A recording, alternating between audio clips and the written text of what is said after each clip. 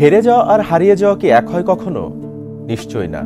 হেরে গেলে হয়তো আবার ঘুরে দাঁড়ানো যায়, কিন্তু হারিয়ে যাওয়া মানুষ কি আর ফিরে আসে কখনো? হয়তো আসে, হয়তো আসে না।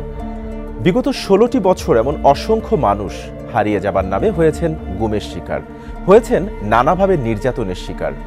পরিবার তাদের সন্ধানে ঘুরেছেন দাঁড়ে দাঁড়ে, তবুও তারা চেয়ে পাননি সঠিক বিচার, বলতে গিয়েও পারেননি মনের না বলা অনেক কথা। যে কথা যায়নি বলা, সে কথাগুলোই সময় হয়েছে বলার। এসএটিভির এই প্ল্যাটফর্মে কথা বলবেন আপনি, শুনবে গোটা বিশ্ব। আর এই আয়োজনে আপনাদেরকে আমন্ত্রণ জানাচ্ছি আমি বাপ্পি খান।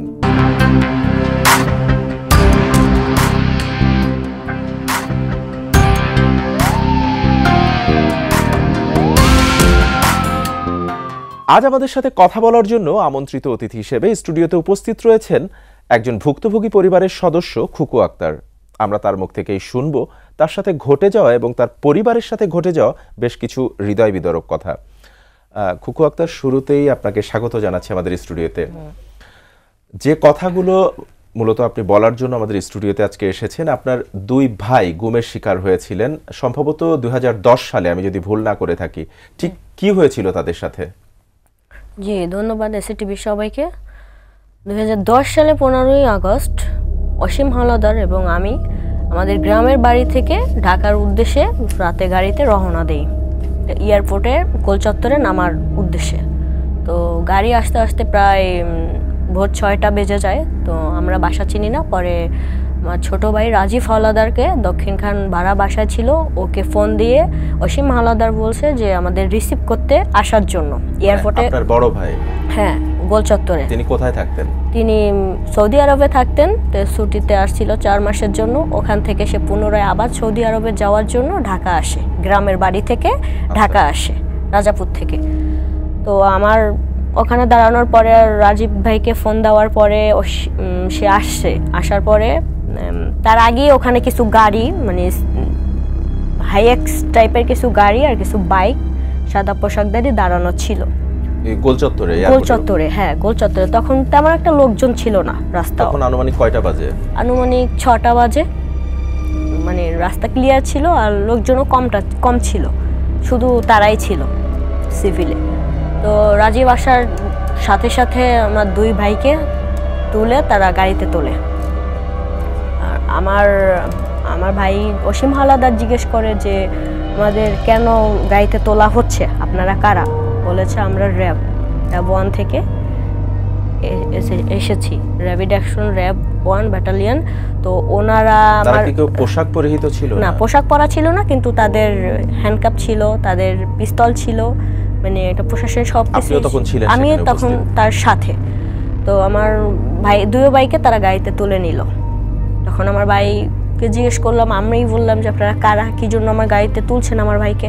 আমার ভাই তো আবার পুনরায় সৌদি আরব যাওয়ার জন্য তার ব্যাগে কাগজপাতি, পাসপোর্ট সব কিছু নিয়ে আসছে। আর রাজীব আসছে আমাদের রিসিভ করতে, আমাদের বাসা চিনি না দেখে তাই। তো সেখানে তারা গাড়িতে তুলে আমাকে ওইখানে ফেলে গিয়ে গাড়িতে তুলছে এত দ্রুত, তারা কোনো টাইম দেয়নি। মানে মনে হচ্ছে কয়েকটা সেকেন্ডের মধ্যে তারা গাড়িতে তুলে ফেলছে দুই ভাইকে। তো গাড়ি তো কালো গ্লাস ছিল আর আমাকে ওখানে রেখে গেছে। তা আমাকে বলে গেছে আমার ফ্যামিলি যেন র্যাব 1-এ যোগাযোগ করে। তখন ওইখানেই কিন্তু আমার ভাইয়ের সাথে, দুই ভাইয়ের সাথে শেষ দেখা। তারপর আর দেখা আমার ভাইয়ের সাথে হয় নাই। 2010 সালের 15ই আগস্ট, জি, রবিবার দিন সকাল 6টা ওখানেই শেষ দেখা। তারপর আবার বাসায় গিয়ে আমার মা ছিল ঢাকাতে, তখন আমি বাসায় গিয়ে বললাম যে তারা র্যাবে নিয়ে গেছে আর বলেছে র্যাব 1-এ যোগাযোগ করতে। পরবর্তীতে ওই দিন রাতে আমরা র্যাব 1-এ যোগাযোগ করি। তো ওখানে তারা টাকা চায়, 12 লক্ষ টাকা চায়। তো 12 লক্ষ টাকা চাইলেই তো আর একটা ফ্যামিলি থেকে সম্ভব না যে সাথে। টাকাটা কিসের প্রেক্ষিতে চেয়েছে আপনাদের কাছে? বলছে যদি তাদের নিতে হয়, মানে তাদের নিতে হলে 12 লক্ষ টাকা দিতে হবে, মানে দুইজন মানুষকে নেওয়ার পরিবর্তে তাদের 12 লক্ষ টাকা দিতে হবে ছাড়ার জন্য। তাদের অপরাধটা আসলে কি? তাদের অপরাধটা আসলে তো তাদের মূলত তো তারা ছাড়বে না, কারণ তারা তো শুধু অসীম হাওলাদারকে তারা নিছে এই কারণে, তারা আগে থেকে তারা জানতো যে সে সৌদি আরবে থাকে, মোটা একটা অ্যামাউন্ট করতে পারবে, এই জন্য। তো অপরাধটা হচ্ছে আমার ভাই 2015 আগস্ট নিখোঁজ হয়। 2010 সালে 11 আগস্ট একটা সংবাদ সম্মেলন করে র্যাবের বিরুদ্ধে রাজীব হাওলাদার ফোরকানকে নিয়ে। তো ওই সংবাদ সম্মেলনকে ফোরকান 4 মাস পর গুম হয়ে 4 মাস পরে ফিরে আসে। ফিরে আসার পরে সে সংবাদ সম্মেলনে জানায় যে তাকে র্যাব গুম করেছিল, সে 4 মাস ওখানে গুম ছিল, তাকে বিভিন্নভাবে টর্চার করছে, মানসিকভাবে নির্যাতন করছে। হ্যাঁ, তো এটা জানানোর পরে এই ফোরকানটা কে যার কথা বলছেন? এই ফোরকানটা হচ্ছে আমাদের গ্রামের সাতপুরা রাজাপুর থানা এরিয়ার ওইখানেরই। ও গুম হওয়ার পরে ও নিয়ে আমার ভাইকে নিয়ে একটা গণমাধ্যমে সংবাদ সম্মেলন করার পরে আমার 2 ভাইকে তুলে নিয়ে যায় এবং পরবর্তীতে ওকেও তুলে নিয়ে যাওয়া হয়েছে। অর্থাৎ এই ফোরকানকে যখন গুম করেছিল, ফোরকান 4 মাস পরে ফিরে আসে। ফিরে আসার পর সে একটি সংবাদ সম্মেলন করে, তখন সেখানে আপনার ভাই ওয়াসিম, যিনি সৌদিতে থাকতেন, উপস্থিত ছিলেন তার সাথে। সংবাদ সম্মেলনে ওয়াসিম হাওলাদার সম্পৃক্ততা ছিল না, রাজীব হাওলাদার ছিল। আচ্ছা, তো এই রাজীব হাওলাদার এবং ওয়াসিম হাওলাদার দুজনকে এই অপরাধেই মূলত তুলে নিয়ে যায়। হ্যাঁ, তারা হয়তো বা নাম ওই দিনকে যেদিন সংবাদটা প্রচার হয়েছে 21 চ্যানেলে, ওটা মনে হচ্ছে 10 তারিখে প্রচার হয়েছে টিভি হেডলাইনে 21 চ্যানেলে। তো এটা দেখার পরে তারা টিভি চ্যানেল যায় 21 চ্যানেল অফিস ভাঙচুর করছে র্যাবেরা। তারপর ওই যে সাংবাদিক আমার ওই ভাইকে, মানে যার মাধ্যমে আমরা সংবাদ সম্মেলনটা করেছে আমার ভাই, ওনার কাছ থেকে নাম্বার নিচ্ছে রাজীবের, আমার ছোট ভাই রাজীব হাওলাদারের নাম্বারটা ওখান থেকে কানেক্ট করছে। কানেক্ট করে তাকে ট্র্যাকিংয়ের মাধ্যমে ধরা হয়েছে। তো হয়তোবা ওইখানে ওয়াসিম হাওলাদার সে গ্রামের বাড়ি থেকে ঢাকা আসছে, আর এদিকে রাজীব হাওলাদার তাকে রিসিভ করার জন্য এয়ারপোর্ট গোল চত্বরে উপস্থিত হচ্ছে। এটা হয়তোবা তারা নাম্বার ট্র্যাকিং করে পেয়েছে। এখানে ওয়াসিম হাওলাদার এই সংবাদ সম্মেলনের মধ্যে সে ছিল না, সে পুনরায় ঢাকা আসে আবার সৌদি আরবে যাওয়ার জন্য। আচ্ছা, অর্থাৎ আপনার বড় ভাই যিনি ওয়াসিম, যার কথা বলছিলেন, তিনি সৌদি থেকে এসেছিলেন দেশে, আবার সৌদিতে ফেরত চলে যাবেন, কিন্তু আপনার ছোট ভাই যেহেতু ফোরকানের সাথে সংবাদ সম্মেলনে উপস্থিত ছিল, শুধুমাত্র এই অপরাধে আপনার 2 ভাইকে তুলে নিয়ে যাওয়া হয়। তো আপনারা কি এটা অন্য কারোর সাথে বা কোনো আইনজীবীর সাথে কি কথা বলেছেন যে এরকম একটি অপরাধে, মানে এটি তো আসলে কোনো অপরাধের মধ্যেই গণ্য হয় না, তারপরে এরকম একটা অপরাধে তারা যে এইভাবে তাদেরকে তুলে নিয়ে গেল, এই বিষয়টি নিয়ে আপনারা পরবর্তীতে অন্য কোথাও যোগাযোগ করেছেন কিনা? হ্যাঁ, পরবর্তীতে তারা তো আপনি যেটি বলছিলেন যে টাকা চেয়েছে, এই বিষয়টা একটু যদি খুলে বলেন। আমরা তো তারাই তো বলেই গেল যে আমাকে যে র্যাব 1-এ তারা যোগাযোগ করতে, তখন তো আমরা ওই দিন রাতেই আমরা যোগাযোগ করার জন্য র্যাব অফিসে চলে যাই। তো ওনারা ওখান থেকে 12 লক্ষ টাকা বলেছে যে টাকা দিলে তাহলে ছেড়ে দিবে। এখন ওই দিনকে তো আর একদিনে তো এতগুলো টাকা সম্ভব না ম্যানেজ করা, পারিবারিক তো সমস্যা থাকতে পারে। তো ওখান থেকে আমরা 6 লক্ষ টাকা ভাইয়ার যে সৌদি আরব থেকে যে ফেরত আসছিল ওইখান থেকে কিছু টাকা উঠাইয়া তারপরে ভাবির গহনাগাটি ওইগুলোই করে রেখে 6 লক্ষ টাকা দেওয়া হয়। পরবর্তী কয়দিন পরে দিয়েছিলেন? তারপরের দিনকে। আচ্ছা, তারা ওই রাতেই চেয়েছে টাকাটা, তো ওই রাতে তো আর দেওয়া সম্ভব না, পরের দিনকে টাকাটা দেওয়া হচ্ছে। ক্যাশ টাকা দিয়েছিলেন? হ্যাঁ, ক্যাশ টাকা দিয়েছি। কার হাতে বা কাকে দিয়েছিলেন সেটা কি মনে আছে? এটা তারা ওখান থেকে যারা ছিল সিপিলে ছিল, টাকাটা সিপিলে নিয়েছে, পোশাক পরা ছিল না, আর তারা ওখানে নাম বলে নাই, বলেছে যে তাদের সিসি ক্যামেরা আছে, তাদের টাকা নিলে দেখলে প্রবলেম হবে, এই জন্য তারা পোশাক পরা ছিল না, যাতে আমরা ব্যাচ নাম্বার দেখে দেখবো যে তার নামটা এটা ছিল, বোঝার কোনো উপায় ছিল না। টাকাটা কোথা থেকে রিসিভ করেছিল তারা? টাকাটা র্যাব অফিসের সামনে নিয়ে যেতে বলছিল। র্যাব 1-এর সামনে? হ্যাঁ, র্যাব 1-এ, র্যাপিড অ্যাকশন ব্যাটালিয়ন র্যাব 1-এ। আমরা অফিসের সামনে যখন নিয়ে যাই টাকাটা, তখন তারা রিসিভ করছে। টাকাটা রিসিভ করার পর আমরা বলছি যে আমরা তাহলে টাকা দিয়েছি, আমার ভাইকে দেখার জন্য অনুরোধ জানাচ্ছিল আমার মা, বা কান্নাকাটি করছিল আমার 2 ভাইকে দেখার জন্য। পরবর্তীতে তারা আমার 2 ভাইকে দেখা করতে দেয় নাই, আর ওই থেকে তারা আমার ভাইয়ের কোনো সন্ধানও আমরা পাইনি। আর ওইখান থেকেই শেষ দেখাচ্ছিল যখন আমার সামনে আমার 2 ভাইকে তুলে নিয়ে গেছে। তারপর থেকে আমার 2 ভাইয়ের আর কোনো দেখা হয় নাই।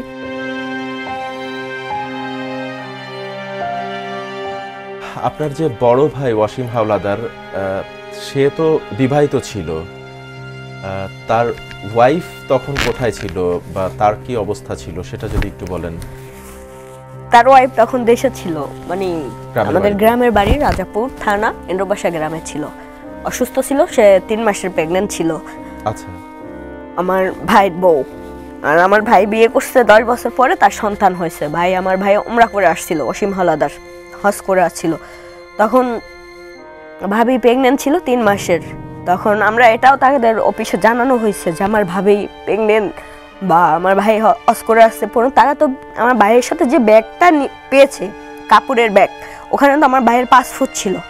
আমার ভাই 15 যাবে, সেখানে পাসপোর্ট ছিল, কাগজপাতি ছিল। তো এটা তো তারা দেখেছে প্রমাণ সহ। হ্যাঁ, আর রাজীব তো গণমাধ্যমে আসছে, শুধু ফোরকার নিয়ে আসছে, তাই আসছে। তাছাড়াও তো আমার ভাইয়ের কোনো মামলা নাই বা আমার ভাই কোনো প্রফেশনাল অপরাধী না বা ক্রাইম না যে আমার ভাইকে এইভাবে গুম করতে হবে। তো আমার ভাবি 3 মাসের অন্তঃসত্ত্বা ছিল, তাদের জানানো হয়েছে, তারা এটা কোনো রেসপন্স দেয় নাই। তো তারপরে আমার ভাবি আগস্টে, তো আমার 2 ভাই গুম হয় 15 আগস্ট 2011-তে, মার্চের 11 তারিখে আমার বড় ভাইয়ের সন্তান হয়। আচ্ছা, তখনও আপনারা তার সাথে তার সন্ধান জানেন না বা তার সাথে না না, সন্ধান ওখানে 2 থেকে 3 দিন যাওয়া হয়েছে অফিসে। তার পরবর্তীতে তারা 3 দিন যাওয়ার পরে আমাদের ওখান থেকে বলছে যে আমরা অফিসে যেন নেক্সট টাইম আর যোগাযোগ না করি বা আপনাদের সাথে দেখা করতে দিয়েছে না, দেখা করতে দেয় না। অনেক অনুরোধ করার পরও আমার 2 ভাইয়ের সাথে আমাদের দেখা, 6 লক্ষ টাকা দেবার পরেও আপনাদের সাথে দেখা করতে দেয়নি? দেখা করতে দেয় নাই বা ছাড়েও নাই। টাকাটা তো নিয়েছে ছাড়ার জন্য, টাকাটাও করে নাই বা আমার ভাইকেও দেখতে দেয় নাই। পরবর্তীতে আমার বাবা এরকম 1 সপ্তাহ যখন হয়ে গেছে, আমার বাবা রাজাপুরে ওই যে একটা সংবাদ সম্মেলন করে যে আমার 2 ছেলেকে এরকম তুলে নিয়ে গেছে, আমার কোনো হদিস পাচ্ছি না। যেহেতু হয়তো বা আমরা মনে করছি যে কোর্টেও তো চালান করতে পারে, যেহেতু টাকা নিছে, তো কোর্টেও খোঁজাখুঁজি করা হয়েছে, তারপর থেকে আমার ভাইয়ের কোনো খোঁজ পাইনি। তারপরে আমার বাবা যখন সংবাদ সম্মেলনে আসে, ঠিক ওই দিন তো ওইটা দেখানো হয়েছে মিডিয়াতে। তার পরের দিনকে আমাদের বাসায় রাত 2টো বাজে 21 জনের মতো সবাই সিভিলে, লম্বা, বডি ফিগার ভালো 21 জন আমার বাসায় উপস্থিত। আমার বাবাকে বেপরোয়াভাবে মারধর করে। আপনাদের বাসায় ঢুকে মারধর করছে? আমার বাবাকে মারধর করছে, আর আমার বাবাকে বলছে যে আমার বাবা যদি পরবর্তীতে আর কোনো ব্যাপারে জানতে চায় আমার 2 ভাইয়ের, তাহলে বাকি যারা আছে তাদেরকেও গুম করা হবে।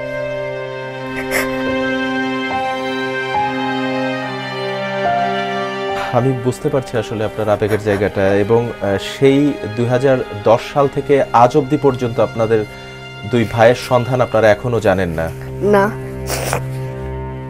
তো এরপরে কি হলো? আপনাদের বাসায় এসে যখন আপনার বাবাকে মারধর করলো, হুমকি ধামকি দিল, তারপরে কি হয়েছিল? যে আমার বাবাকে যখন তারা করতেছে, যে মারধর করতেছে, যে আমার বাবা যদি পরবর্তীতে আর কোনো সংবাদ সম্মেলন বলেন বা থানায় জিটি বা মামলা করতে যায়, তাহলে বাকি আমরা যারা আছি ফ্যামিলির যে ভাই বোনগুলা বা আমার বাবাকে সহ তারা গুম করে দেবে। এটাও বলছে যে আমাদের বাড়িতে বাতি দেওয়ার মতো কেউ থাকবে না যদি আমার বাবা আমার 2 ভাইকে খোঁজার জন্য জিটি মামলা করে, তাহলে বাতি দেওয়ার মতো কেউ থাকবে না আমাদের বাসায়। টেনে মারধর করার পরে সে চলে যায়, ওই দিনকে চলে যায়। আর এরকম এই যে 5ই আগস্ট যখন ছাত্র আন্দোলনের মাধ্যমে যে আমরা নতুন এটা পেলাম, স্বাধীনতাটা পেলাম, তো এটার বলতে গেলে সে 2 মাস 3 মাস এটা নিয়ে তো আমরা থেমে যাইনি। সে হুমকি দিয়ে আসছে, আমরা তো এটা নিয়ে থেমে যাইনি। তারপর আমরা দক্ষিণখান এয়ারপোর্ট, যেহেতু আমাদের বাসা ছিল দক্ষিণখান ভাড়া বাসা, তো ওইখান থেকে আমার 2 ভাই গেছে, তখন আমরা থানায় গিয়েছিলাম যে মামলা করার জন্য র্যাবের মধ্যে। তখন তারা করছে, যখন আমরা ওই থানায় করছি যে র্যাবের বিরুদ্ধে, তখন তারা ওইখান থেকে র্যাবের নাম শুনে কোনো মামলা নেয় নাই, মামলাবাজি নেয় কিচ্ছু নেয় নাই। 2 ভাইকে তুলে নিয়ে যাওয়া হলো, আপনাদের কাছ থেকে 6 লক্ষ নগদ টাকা নেওয়া হলো, এবং আপনার ভাইদের সাথে আপনাদের পরিবারের কারো দেখাও করতে দেয়া হয়নি। এর মধ্যে আপনার ভাইয়ের ওয়াইফ যিনি প্রেগনেন্ট ছিলেন, তার সন্তান হলো। এই বিষয়টা একটু যদি পরিষ্কার করে বলেন। আমার ভাবি যখন মার্চের 11 তারিখ আমাদের ভাইয়ের ছেলে হয়, তো আজ পর্যন্ত সে এখন তার 15 বছর সন্তানের, 15 বছর বয়স। আজ পর্যন্ত সে বাবার মুখ দেখে নাই ছবি ছাড়া। সে হাফিজি কমপ্লিট করছে নেসারাবাদ, জালকাঠি নেসারাবাদ থেকে। এখন মাওলানা লাইনে পড়তেছে। অর্থাৎ তার জন্মের 15 বছর হয়ে গেছে, সে এখনো তার বাবাকে দেখেনি, সে এখনো তার বাবাকে দেখে নাই, শুধু ছবি ছাড়া। বা বাবার যে স্নেহ, বাবার সাথে যে হাত ধরে স্কুলে যাওয়া বা মাদ্রাসায় যাওয়া, বাবার সাথে যে গল্প করা বা বাবার ভালোবাসা থেকে সে বঞ্চিত।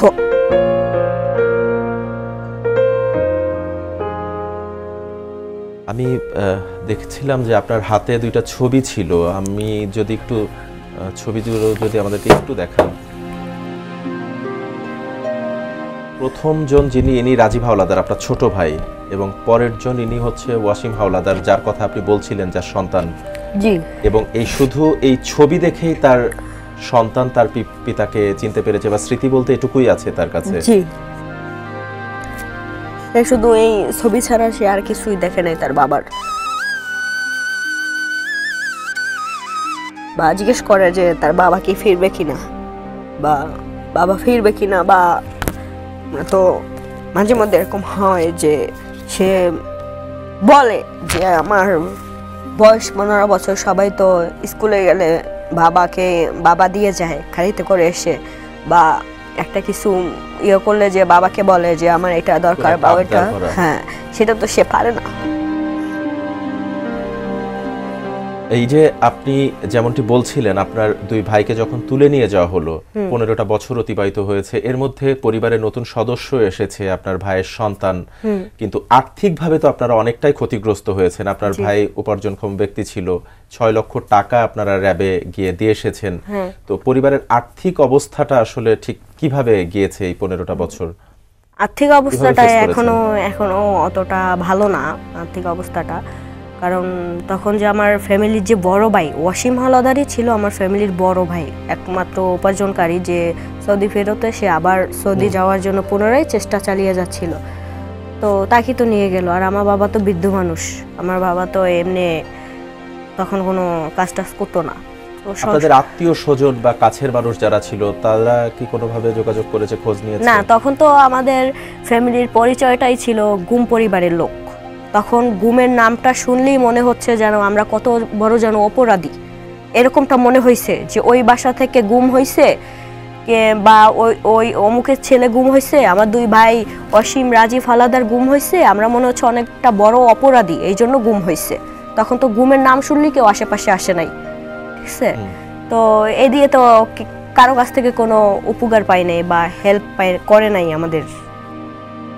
এই যে 15টা বছরে আপনার অনেকগুলা ঈদ, প্রায় 14-15টা ঈদ পার করেছেন, আপনার ভাইয়ের সন্তান হয়েছে, সে তার বাবাকে দেখেনি, বাবাকে ছাড়া ঈদ পালন করেছে। জি। এই স্মৃতিগুলো যদি একটু বলেন, আমাদের সাথে শেয়ার করেন। স্মৃতিগুলো ভাইকে আমাদের বাসায় যদি কোনো ঈদ বলেন, এই যে কিছুদিন আগেও যে ঈদটা গেল, বাসায় তো ভাইরা যাওয়ার পরে তো কোনো ঈদ প্রোগ্রাম হয় নাই। কারণ যেই বাসা থেকে দুইটা ভাই চলে গেল, তাদের তো মরার বয়স হয় নাই। আর এইভাবে যে মানুষ গুম করে, বা আসলে এটা যে কতটা পেইনফুল, এটা যাদের হারাইছে তারাই বুঝে, যে যাদের ভিকটিম পরিবারগুলা তারাই বুঝে যে এই হারানোর যন্ত্রণাটা কি। বা যে পরিবার যে গেছে, যে গুম হয়েছে, শুধু সেই যায় না, বাকি যে পরিবারগুলো যে রেখে গেছে, তারা প্রত্যেকটা দিন, প্রত্যেকটা নিয়তই মেন্টালি টর্চার প্রবলেমে ভুগছে। তো এখানে তো ঈদ বলেন, বা এই যে তার যে ছেলে মানুষ, বাচ্চা থেকে যে শৈশবের যে হাসি আনন্দটা যেটা যে কাটায় বাচ্চাটা, আজ পর্যন্ত আমি আমার ভাইয়ের ছেলের মুখে একদিন পর্যন্ত হাসি দেখতে পাইনি। সবসময় সে গোমরা করে বসে থাকে, বা মনে হচ্ছে জানি সে মানে ওরকম বাচ্চারা থাকে না, অনুভূতি নাই ওর। বা আমার ভাবি সাজু তার আমার ভাইয়ের অপেক্ষায়, আর রাজীব হাওলাদার উনি তো বিয়ে করে নাই। আপনি একমাত্র ব্যক্তি পরিবারের যে গুম হওয়ার দিনও আপনার 2 ভাইয়ের সাথে ছিলেন, এই অনুভূতিটা আপনাকে আসলে ঠিক কতটা যন্ত্রণা দেয়? এটা আমি বুঝি যে হয়তোবা এই বিষয়টা এক্সপ্লেন করাটা অনেক বেশি কষ্টকর, তারপরও যদি একটু বলেন যে আপনার কি নিজের কাছে কখনো এমন মনে হয় কিনা যে আপনি চাইলে হয়তোবা তাদেরকে বাঁচাতে পারতেন, আপনি চাইলে হয়তোবা তাদেরকে ফিরিয়ে নিয়ে আসতে পারতেন? না, আমার হাতে তো তখন ওইটা করার ছিল না যে আমি ভাইয়াকে রেখে দিব আর আমাকে তারা রেখে যাবে।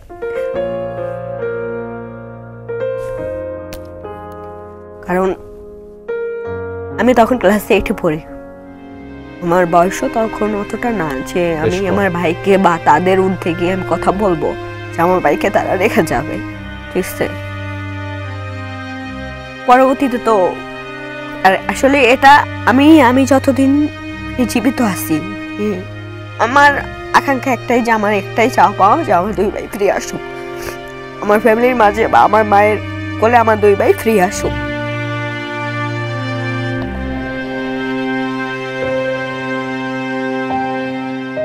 আমরা এমনটা প্রত্যাশা করি যে নিশ্চয়ই হয়তোবা আপনাদের ভাইয়ের সন্ধান আপনারা যেন খুব দ্রুতই পেয়ে যান এবং আপনাদের পরিবারের কাছে যেন তারা ফিরে আসে। আপনি যে বলছিলেন আপনি তখন ক্লাস 8-এ পড়েন, আপনার তখন যে আপনাকে ওই ভোরবেলা আপনি বলছিলেন আনুমানিক 5টা-6টার দিকে আপনাকে রাস্তায় একা ফেলে তারা আপনার ভাইকে নিয়ে চলে গেল, তখন ঠিক কি পরিস্থিতির মুখোমুখি হয়েছিলেন আপনি এবং ওখান থেকে বাসায় এসেছিলেন কিভাবে? ওখানে তখন তো আমার হাতে ফোন ছিল না, ফোন ছিল ওই যে অসীম হালাদার ভাইয়ের কাছে, রাজীব হালাদারের কাছে। আমার কাছে তখন আমি ফোন ইউজ করি না, তখন আমি ওইখানেই দাঁড়িয়ে রয়েছি, আমি তো বাসা চিনি না যে বাসায় যাব। পরবর্তীতে যখন বা কোনো টাকা পয়সাও কাছে না, আমার কাছে কোনো টাকা পয়সাও ছিল না, কারণ আমার যে গার্ডিয়ান সে তো আমার ভাই, বড় ভাই, তাকেই তো নিয়ে গেছে, তো তাদের তো কিছু রেখে যায় নাই। আর ভাইয়ের সাথে যে ব্যাগটা ছিল কাপড়ের বা ভাইয়ার বাইরে যাওয়ার যে পাসপোর্ট কাগজ ওইগুলো তো সবই তারা নিয়ে গেছে।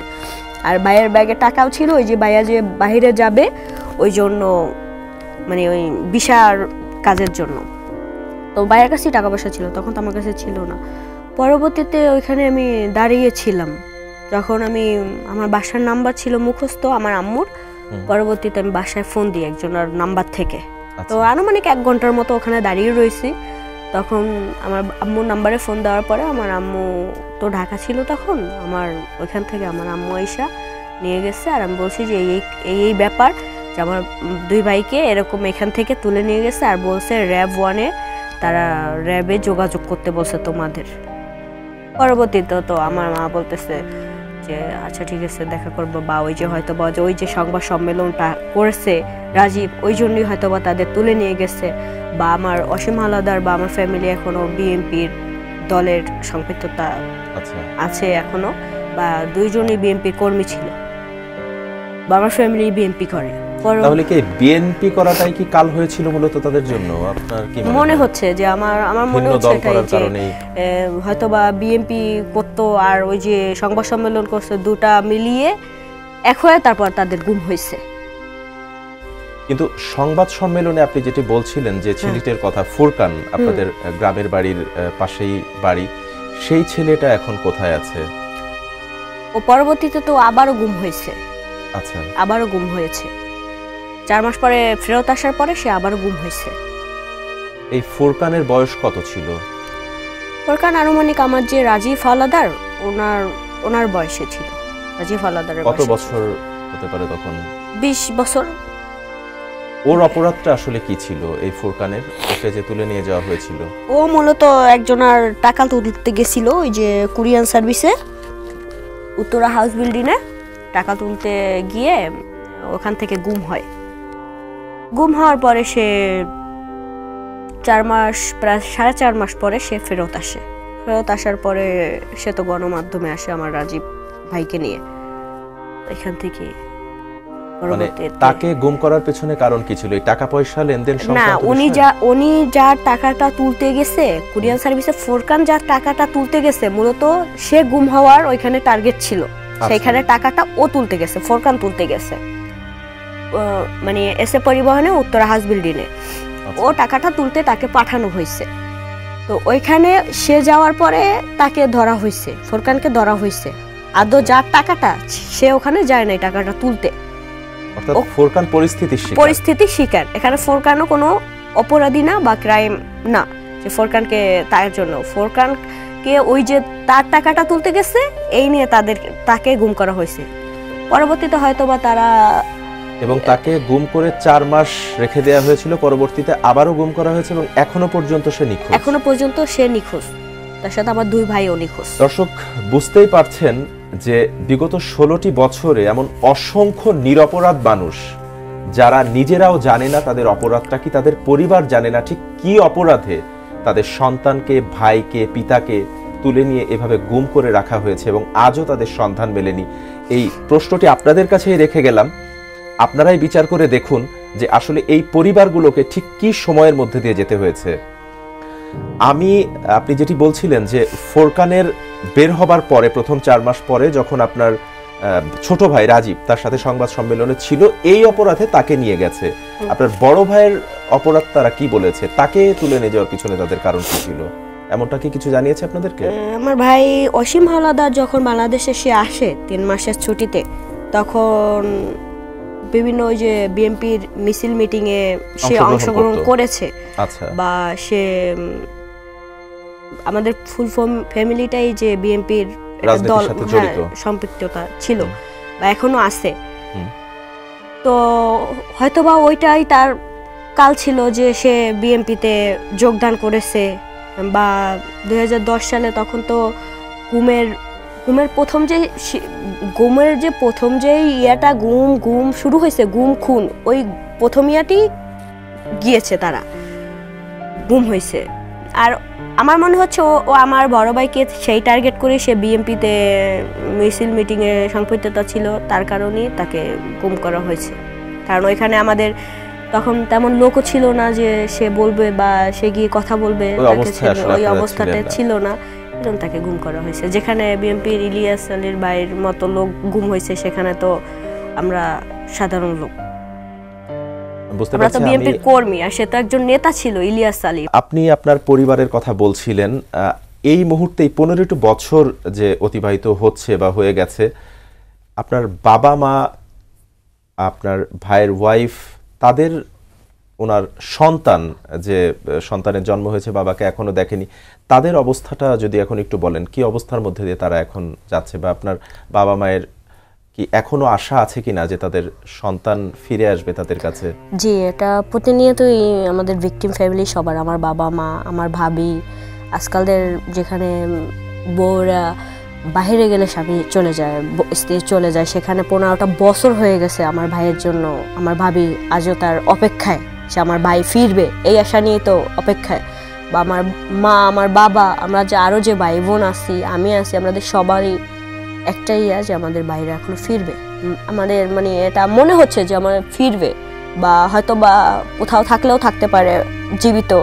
বা আমাদের ভাইগুলো যখন কচু খেতে ছিল তখন অনেকেই কিন্তু ওখানে বলাবলি করছে যে এখানে যারা ছিল তাদেরকে সরিয়ে ফেলছে বা কিছু, এখন মেরে ফেলেছে। এখন কি হয়েছে আমরা তো আর জানি না যে আমার ভাইয়ের সাথে কি হয়েছে।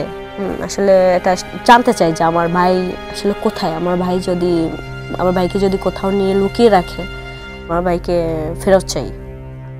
আর যদি মেরেও ফেলে তারা অন্তত বাকি আঙুল দিয়ে দেখিয়ে দিক যে আমার ভাইকে মেরে ওইখান থেকে ফেলে দিছে, বা আমার ভাইয়ের লাশটা একটা সান্ত্বনা নিয়ে হলেও বাকিটা জীবন পার করতে পারি। বিএনপির রাজনীতি বা ভিন্ন দল করার কারণে আপনার বড় ভাইকে গুমের শিকার হতে হয়েছে। তো এই বিএনপির পক্ষ থেকে কি আপনাদের খোঁজ খবর দলীয় কেউ নিয়েছে কিনা? না, দলীয় এখান থেকে কোনো এমপি বা নেতা বিএনপির কেউই বাসায় গিয়ে দেখা করে নাই। আপনি বলছিলেন আপনার বড় ভাই মিটিং মিছিল বিভিন্ন প্রোগ্রামে অংশগ্রহণ করতেন, অর্থাৎ অনেকেই জানতেন বিএনপির যে তিনি বিএনপির রাজনীতির সাথে সক্রিয় রয়েছেন। শুধু অসীম হাওলাদার না, রাজীব হাওলাদার বা আমার ফ্যামিলির যে পরিবার, আমার বাবা সবাই বিএনপির সাথে সম্পৃক্ততা বা বিএনপি দল করত।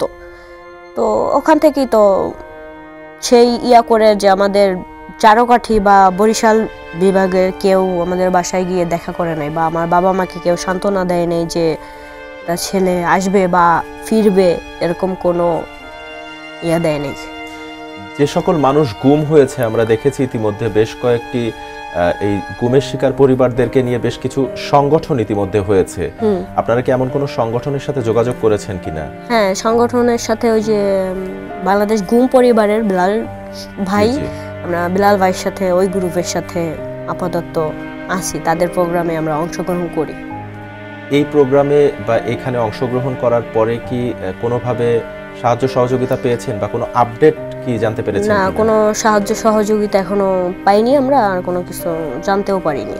এখন পর্যন্ত তো রিপোর্টই আসে না যে আসলে গুম কমিশন থেকে আমাদের লোকজন আমার ভাইদের সাথে কি হয়েছে বা তারা কোথায় আছে, জীবিত নাকি তাদের মেরে ফেলছে, সেদিন তো এখন পর্যন্ত জানতে পারিনি। আপনি বলছিলেন কথা বলার একটি পর্যায়ে যে আপনাদের বাসায় 20-22 জন বা 25 জন লোক এসে খুব মারধর করেছিল, হুমকি ধামকি দিয়েছিল। সর্বশেষ কবে আপনারা এরকম নির্যাতনের মুখোমুখি হয়েছেন বা আপনার ভাইদের খোঁজ করেছেন কিন্তু এরকম নির্যাতনের মুখোমুখি হয়েছেন সর্বশেষ? ছাত্র আন্দোলনে যখন জুলাইতে ছাত্র আন্দোলন হলো তখন আমার ভাই একজন রানা হাওলাদার, উনি মানে আমাদের ভাই, এই ঢাকা উত্তরাতে যখন ছাত্র আন্দোলনে হয় তখন ও এর সাথে অংশগ্রহণ করে।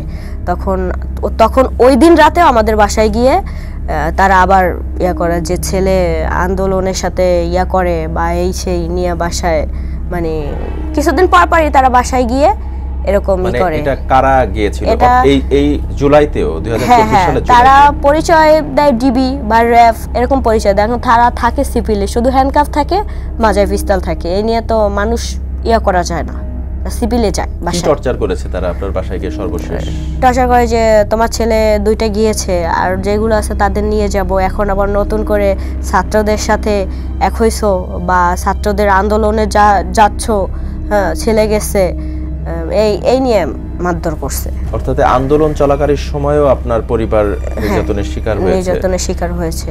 এই যে আপনার 2 ভাই যে গুম হয়েছে, 15টি বছর হয়ে গেছে, আপনারা কি আইনি কোনো পদক্ষেপ নিয়েছেন কিনা বা তখন যে তৎকালীন কর্মকর্তারা ছিলেন তাদের বিরুদ্ধে কোনো ব্যবস্থা নিয়েছেন কিনা? যাদেরকে আপনারা টাকা পয়সা দিয়েছিলেন বা যেখানে গিয়ে দিয়েছিলেন তাদের বিরুদ্ধে কি কোনো ধরনের পদক্ষেপ নেওয়ার ইচ্ছা আছে কিনা বা নিয়েছেন কিনা ইতিমধ্যে? হ্যাঁ, অবশ্যই আছে, কারণ আমরা তো জানতে চাই যে আদৌ আমার ভাইয়ের সাথে কি হয়েছে, তারা জীবিত নাকি মৃত। জীবিত তাহলে তারা ফিরে আসুক, এটা সরকারের কাছে আমাদের চাওয়া বা দাবি। এখন সরকার গুম কমিশন বসাইছে, যেখানে আমরা কাগজ, লিখিত অভিযোগ ওখানে জমা দিয়েছি, তারপর ট্রাইব্যুনালে জমা দিলাম।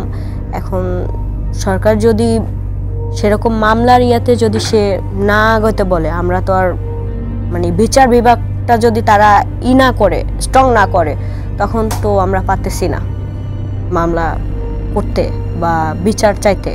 এখানে যেহেতু কমিশন বসছে, কমিশনের হাতে অনেক রেফার আসছে, তারা বলছে যে আয়নাঘর পেয়েছি ভিতরে, বা ওখানে যতটুকু আয়নাঘর ছিল 3 ফিট বাই 4 ফিট, ওখানে তো একটা মানুষ বসার মতোই জায়গা ছিল না। সেখানে প্রমাণ সহকারে তারা নিজের বছরের পর বছর বা যে টর্চার হয়েছে তাদের উপরে, এখানে তো তারাই নিজ চোখে দেখে এসেছে। তো তাদের বিচার ব্যবস্থাটা আরও স্ট্রং করা উচিত আমি মনে করি, কারণ এত দ্রুত কাজ করা উচিত। কারণ প্রায় 8 মাস হয়ে গেছে, এখন আমরা আর কত অপেক্ষা করব, আর কত রাস্তায় দাঁড়াবো আমার ভাইদের জন্য? আমরা অনুষ্ঠানের আসলে একেবারে শেষ পর্যায়ে চলে এসেছি। হয়তো বা এই কথাগুলো বললে দীর্ঘ সময়ও বলে শেষ করা যাবে না। আমি সর্বশেষ ছোট্ট করে একটি কথা আপনার কাছে জানতে চাই যে একজন গুম পরিবারের সদস্য হিসেবে বর্তমান যে অন্তর্বর্তীকালীন সরকার রয়েছে বা আগামীতে নির্বাচিত সরকার যেই আসুক না কেন, আপনার পরিবারের পক্ষ থেকে আপনার চাওয়াটা কি? পরিবারের চাওয়াটা যে আমার 2 ভাই যদি জীবিত থাকে তাদেরকে ফিরিয়ে দেওয়া হোক, কারণ ভিকটিম ফ্যামিলির এটাই চাওয়া থাকবে। আর বাংলাদেশে যাতে এমন বিচার ব্যবস্থা করা উচিত যাতে বাংলাদেশে আর কোনো গুম খুম না হতে পারে, আর কোনো মায়ের কোল যেন খালি না হয়, কোনো ভাই যেন ভাইকে না হারায়, বোন যেন ভাইকে না হারায়, স্ত্রী যেন তার স্বামীকে না হারায়, কোনো সন্তান যেন তার বাবাকে না হারায়। কুকু আক্তার, আমাদের স্টুডিওতে আসার জন্য, আপনার মতামত জানানোর জন্য, কথা বলার জন্য আপনাকে অসংখ্য ধন্যবাদ জানাচ্ছি। ধন্যবাদ। 1000 মাইলের যাত্রাও একটি একক পদক্ষেপ দিয়ে শুরু হয়, আর প্রতিটি পদক্ষেপেই জড়িয়ে থাকে কোনো না কোনো গল্প। জীবনে কিছু গল্পের শেষ হয় না কখনো। আমরা জানাতে চাই আপনার সাথে ঘটে যাওয়া নির্মম সেই বাস্তবতার গল্পগুলো। আমরা চাই স্বাধীন সার্বভৌম বাংলাদেশে ধর্ম, বর্ণ, দল, মত নির্বিশেষে প্রতিটি মানুষ যেন তার স্বাধীনতায় বাঁচতে পারে, ভয়হীন নিরাপদ জীবন কাটাতে পারে। আপনার সাথে ঘটে যাওয়া যে কোনো ঘটনা জানাতে যোগাযোগ করুন স্ক্রিনে দেয়া নাম্বারে, অথবা মেইল করুন যে কথা যায়নি বলা @gmail.com এই মেইলে। আজ বিদায় নিচ্ছি, কিন্তু ফিরছি আগামী বুধবার ঠিক রাত 9টায় নতুন কোনো অতিথি নিয়ে, বলতে না পারা নতুন কিছু কথা নিয়ে। সে পর্যন্ত সবাই সুস্থ থাকুন, নিরাপদে থাকুন, এসএ টিভির সাথে। আল্লাহ হাফেজ।